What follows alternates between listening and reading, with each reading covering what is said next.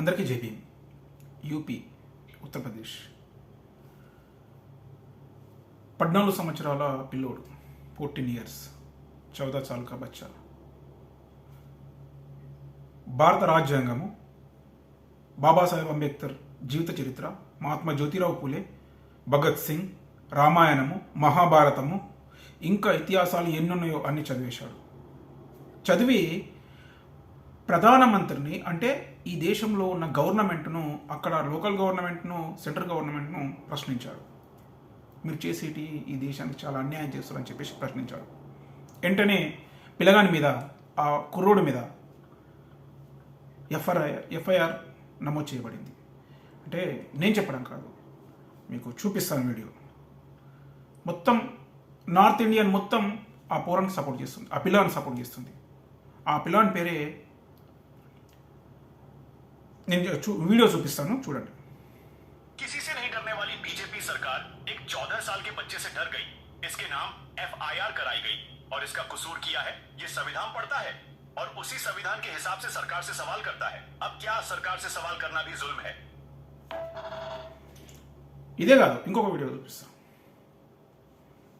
इस देश के प्रधानमंत्री को एक 14 साल के बच्चे से डर लग रहा है और आप सोचते हो ये ट्रंप को जवाब देंगे. जिस सवाल को देश की मीडिया को उठाना चाहिए था, वो सवाल इस बच्चे ने उठाया, क्योंकि मीडिया तो दलाली में बिजी है. इस बच्चे ने भगत सिंह को చూసారుగా, ఇది పరిస్థితి. అంటే దేశంలో భారత రాజ్యాంగం తెలుసుకొని ఎవరైతే ప్రశ్నిస్తారో వాళ్ళను జైల్లో వేయబడుతుంది అని చెప్పేసి నార్త్ ఇండియా మొత్తం, నార్త్ ఇండియాలో ఎంతమంది యూట్యూబర్స్, ఇన్స్పిరేషన్ ఎంతమంది అయితే ఉన్నారో, పెద్ద పెద్ద యూట్యూబర్లు కానీ, ఇన్స్టాగ్రామ్ కానీ, ఇంకా ఏదైతే ఇది ఉందో దాంట్లో మొత్తం మన అశ్వమిత్ గౌతమ్, ఆ పిల్లోని పేరు అశ్వమిత్ గౌతమ్, 14 సంవత్సరాల పిల్లోడు, కేవలం 14 సంవత్సరాలు, గుర్తుపెట్టుకోండి.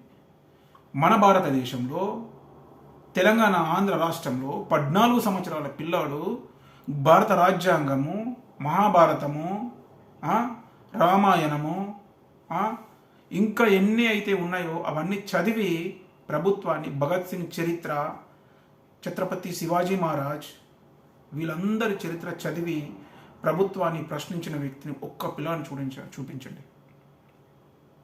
ఒక్క పిల్లోని మన తెలుగు రాష్ట్రాల్లో. అంటే అర్థం చేసుకోండి. ముందు బుక్కులు చదవడం మొదలుపెట్టండి. పిల్లలకు మంచి చదువు ఉండాలి. దయచేసి భారత రాజ్యాంగాన్ని చదవండి ప్రతి ఒక్కరూ. 14 సంవత్సరాల పిల్లాడు చదివి, బుక్కులు చదివి ప్రభుత్వాన్ని ప్రశ్నిస్తుందంటే అర్థం చేసుకో. అక్కడ ఉన్న మీడియా కూడా చూపిస్తలేదు.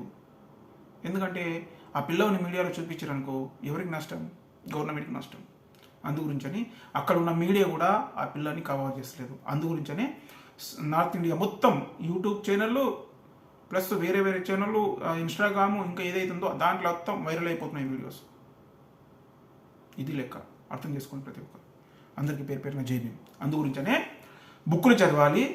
ఎక్కడైతే అన్యాయం జరుగుతుందో ప్రశ్నించాలి. ప్రశ్నించే తత్వాన్ని నేర్చుకోవాలి. ప్రశ్నించే తత్వం ఉండాలి అంటే మెయిన్ చదువు ఉండాలి. అది చదువు ఉండాలంటే చదవాలి. ఏదో యూట్యూబ్లో సినిమాలు చూసుకుంటూ, లేకపోతే ఇంకా టైంపాస్ చేసుకుంటూ, కళ్ళు దాక్కుంటూ, మందు దాక్కుంటూ ఉండద్దు. దయచేసి ప్రశ్నించడం నేర్చుకో. అర్థమైందా? ఆ ప్రశ్న నీ రాబోయే తరాల జీవితాలు నిలబెడుతుంది. ఇది అందుగురించనే 14 సంవత్సరాల పిల్లాడు యూపీ, ఉత్తరప్రదేశ్లో ప్రభుత్వాన్ని ప్రశ్నించుండు. అక్కడున్న స్టేట్ గవర్నమెంట్ ప్రశ్నించుండు, సెంట్రల్ గవర్నమెంట్ ప్రశ్నించుండు. అప్పుడు ఆ పిల్లాడి మీద ఎఫ్ఐఆర్ నమోదైపోయింది, కేసు పెట్టారు. నువ్వు భారత రాజ్యాంగాన్ని చదివి ప్రభుత్వాన్ని ప్రశ్నిస్తావా అని. చూడు భారత రాజ్యాంగం యొక్క విలువ చూడు ఎట్లుంటుందో. భారత రాజ్యాంగం అంటేనే ప్రతి ఒక్కరికి ఉచ్చబడుతుంది. గుర్తుపెట్టుకో. ఎందుకంటే అందులో చట్టాలు ఉంటాయి, అందులో నీ హక్కులు ఉంటాయి.